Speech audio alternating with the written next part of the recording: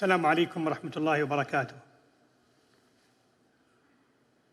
Ladies and gentlemen, dear guests from around the world, it's great to be here. It's an honor to join this prestigious gathering, welcoming you all to Riyadh and Saudi Arabia. I started my career in the private sector in 1993, selling capital goods, mainly machinery and equipment for the industrial sector. During those times, the biggest challenge for us is hiring the right technicians and engineers to do installations and training to our customers, and most importantly, do the after-sales service. With time, I have seen the development of different technologies, allowing us to depend more on the technology rather than on people. More on gadgets, handheld devices, laptops, to replace the bulky tools and toolboxes that we used to have as part of our assets in delivering our service to our customers, including the ability to diagnose equipment, but furthermore, actually, to do intervention and maintenance. The shift in technology I have seen inspires me today of the future. And I have learned three things. One is the ability of technology to actually do a lot of the technical jobs. Secondly, I have realized that it is those who actually embrace technology, be brave enough to adopt, are normally the winners. And the third thing I have learned is that all of this is in our favor in Saudi Arabia because it fits very well with our demographics and our speed. But let's talk about the global context. Globalization in the 21st century have led economies around the world, have led installations, different capabilities. Fueled with technology, such as automation, connectivity, Industry 4.0, 3D printing, additive manufacturing, and so on and so forth.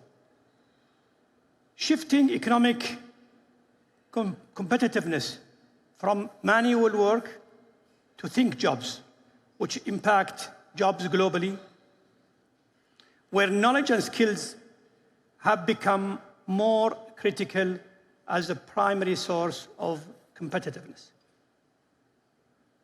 Transforming global economies into a skilled-based economy, this explains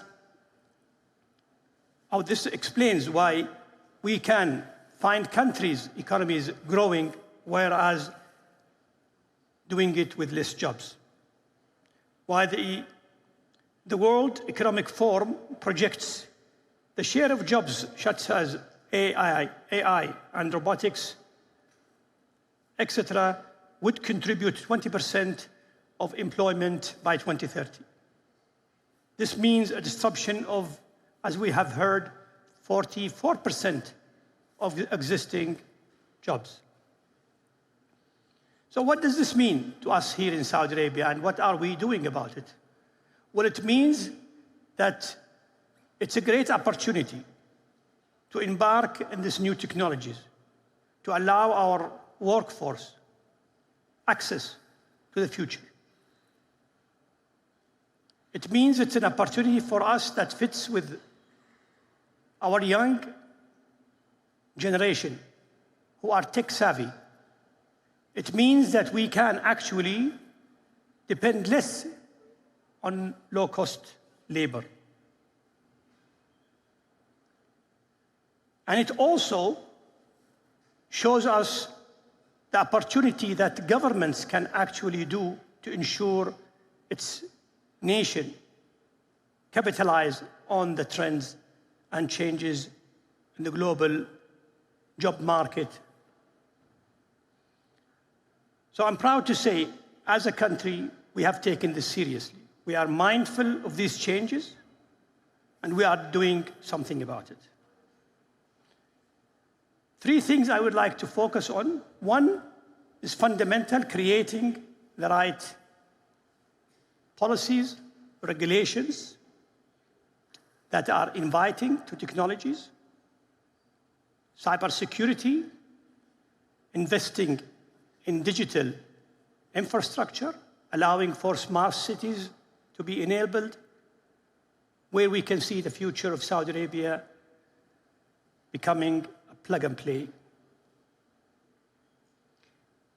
The other element of what we are doing is on the Human Capital Development Program, which aims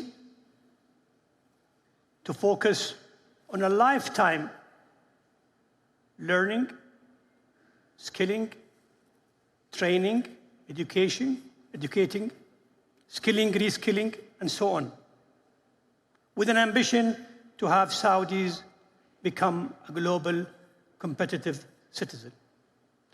And the third angle of what we are doing here in Saudi Arabia on a national level is the creation of the RDI ecosystem, where we see research, development, and innovation becoming a great contributor to our economic growth. While we import technologies today, we aim to be exporting technologies. We have what it takes to be an innovative country. And this is the role of the RDI ecosystem, which is governed by a committee that is actually headed by His Royal Highness himself, Crown Prince Mohammed bin Salman, and Prime Minister. The RDI priorities have laid out multiple sectors, such as health and wellness, sustainable environment and supply,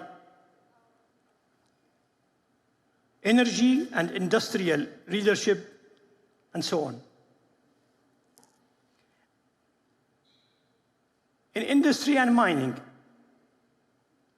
we have also designed our strategy, both mining and industry, to be looking at how we can incorporate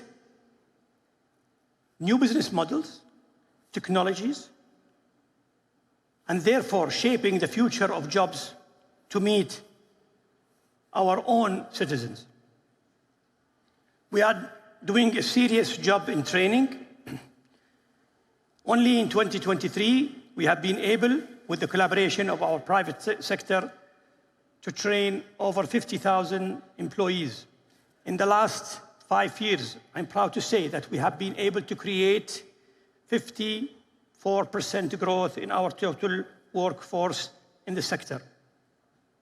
And finally, we also were working with PIF, launched lately the National Automotive and Vehicles Academy.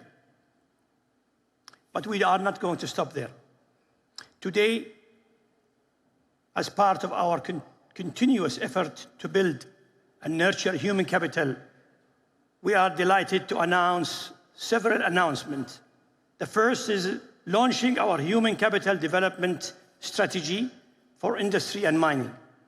This strategy entails 4 key objectives. The first is to cultivate, grow, and attract the right talent to achieve sector ambitions and fulfill emerging jobs. And the second is to empower the talent and leadership, create and complement the culture and environment for competitive human capital. And third, boost innovation, productivity, and future readiness of the human capital. And finally, drive a collaborative ecosystem where the ministry will orchestrate and build the regulatory foundation and the private sector will lead. The strategy also ranked different skills to be more important than others, such as cognitive skills, which showed to be the most important to be focusing on. And therefore, several initiatives have been laid out in our roadmap, more than 40 initiatives, focusing on upskilling, reskilling, training, and so on, where we aspire to train more than 370,000 people by 2035. Our second announcement is the National Academy for Industry. In support of our sector's goals, the Academy will be world-class leader, enabling regional capabilities, becoming a regional hub. It will act as the ecosystem enabler, being an overarching ability for different capabilities, capturing value of existing players and filling the gaps in the training ecosystem. We believe that the success could not be achieved without strategic partnership and collaboration with private sector. Today, in partnership with Porsche, we are delighted to announce the Porsche Academy by PAVE. This academy will be the first of its kind in the MENA region to nurture and boost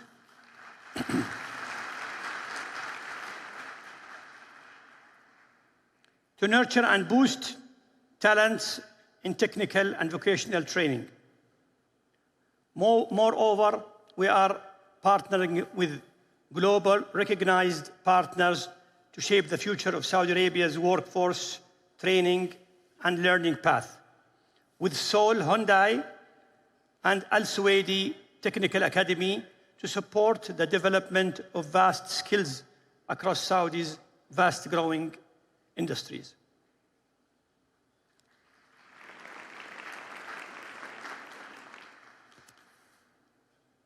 Excellencies, ladies and gentlemen, today we took a step forward.